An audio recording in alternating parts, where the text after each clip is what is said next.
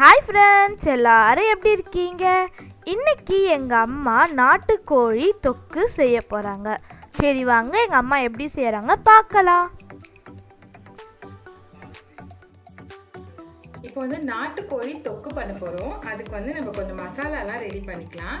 உங்கள் காரத்துக்கு தகுந்த அளவுக்கு கொஞ்சம் மிளகாய் எடுத்துக்கோங்க. 1 ஸ்பூன் அளவுக்கு தனியாக எடுத்துருக்கேன். 1 ஸ்பூன் ஜீரகம், ஒரு 2 ஸ்பூன் அளவுக்கு மிளகு. இது எல்லாத்தையும் நம்ம ட்ரையாக ரோஸ்ட் பண்ணி எடுத்துக்கலாம்.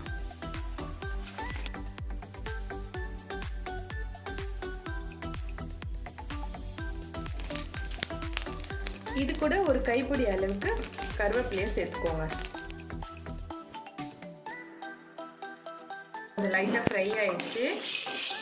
கொஞ்சமாக ஃப்ரை பண்ணால் போதும். இப்போ கேஸ் ஆஃப் பண்ணிவிட்டு இது நல்லா பவுடர் பண்ணி எடுத்துகிட்டு வந்துடலாம். அதே கடாயில் கொஞ்சம் எண்ணெய் போட்டுக்கோங்க. ஒரு 2லேருந்து 3 குழிக்கரண்டி அளவுக்கு எண்ணெய் போட்டுக்கோங்க. இப்போ எண்ணெய் சூடானதுக்கப்புறம் ஒரு ஸ்பூன் அளவுக்கு சோம்புத்தூள் போட்டுக்கலாம். ஒரு 4 வெங்காயம் கட் பண்ணி வச்சுருக்கேன், அதையும் நான் இதில் சேர்த்துக்கிறேன்.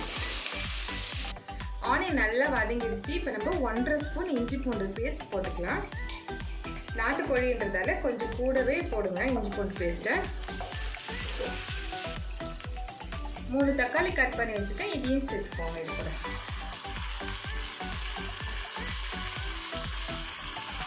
இது கூட கொஞ்சமாக உப்பு போட்டுக்கோங்க. சீக்கிரமாக வதங்கிடும் தக்காளி வெங்காயம்லாம். தக்காளியெலாம் நல்லா சுருள வதங்கினதுக்கு அப்புறம் தான் நம்ம மீதி மிளகாத்தூள்லாம் போடணும். அப்போ தான் நல்லாயிருக்கும். இது கொஞ்சம் நேரம் நம்ம கொஞ்சம் சிம்மில் வச்சு நல்லா வதக்கி விடலாம்.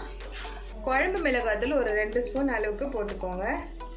மஞ்சள்தூள் 1/2 ஸ்பூன், தனி மிளகாத்தூள் ஒரு 2 ஸ்பூன் அளவுக்கு போட்டுக்கலாம். நாங்கள் கொஞ்சம் காரம் கம்மியாக தான் சாப்பிடுவோம். உங்களுக்கு இன்னும் காரம் வேணுன்னா நீங்கள் இன்னும் கூட போட்டுக்கோங்க. அது நல்லா வதக்கிடலாம். கரம் மசாலா 1 ஸ்பூன் அளவுக்கு போட்டுக்கலாம்.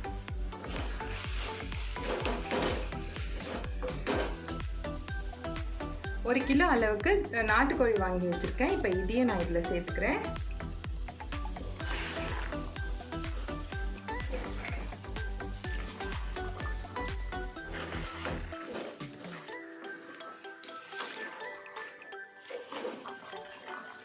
இப்போ இதில் கொஞ்சமாக தண்ணி ஊற்றிக்கோங்க. நாட்டுக்கோழி வேக கொஞ்சம் லேட் ஆகும், அதனால் கொஞ்சமாக தண்ணி ஊற்றிக்கலாம்.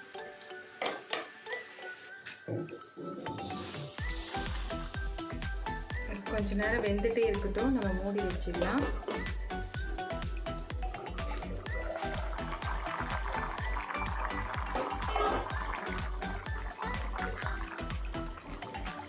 இந்த நாட்டுக்கோழியோட முட்டை இருந்தது, அதையும் நான் இதில் போட்டுக்கிறேன். இது ரொம்ப சாஃப்டாக இருக்கும். இது போட்டுட்டு ரொம்பலாம் அதை டிஸ்டர்ப் பண்ணக்கூடாது. லைட்டாக உள்ளே தள்ளி விட்டுருங்க, அப்படியே வெந்துடும்.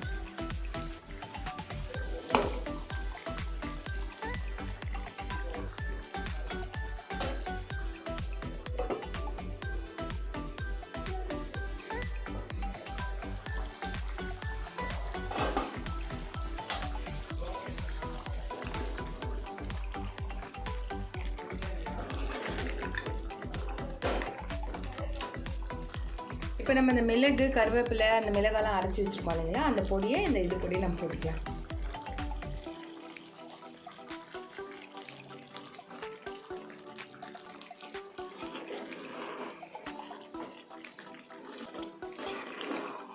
நல்லா மிளகுலாம் போட்டுக்கிறதால நல்லா காரச்சாரமாக சூப்பராக இருக்கும். இந்த மழை காலத்துலலாம் நீங்கள் இதை செஞ்சு சாப்பிட்டிங்கன்னா உங்களுக்கு நல்லாயிருக்கும். ரசம் சாதம் கூடலாம் வச்சு சாப்பிடும்போது.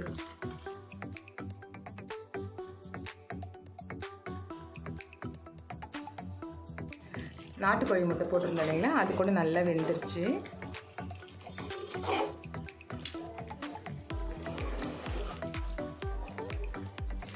எப்பவுமே கோழி நாட்டுக்கோழி வாங்கும்போது ரொம்ப பெரிய கோழியாக வாங்காதீங்க.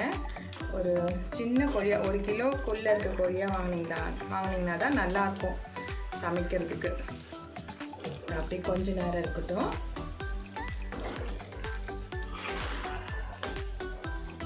அவ்வளோதான், நம்மளோட நாட்டுக்கோழி தொக்கு சூப்பராக ரெடி ஆயிடுச்சு.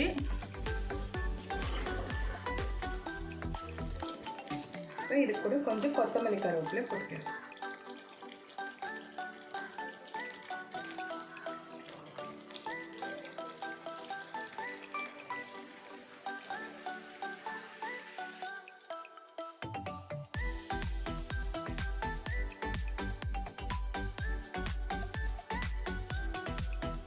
நம்மளோட நாட்டுக்கோழி தொக்கு சூப்பராக ரெடி ஆயிடுச்சு.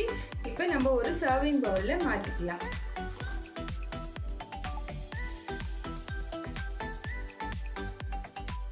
சூப்பராக கமகமன்னு நாட்டுக்கோழி தொக்கு ரெடி ஆயிடுச்சுங்க.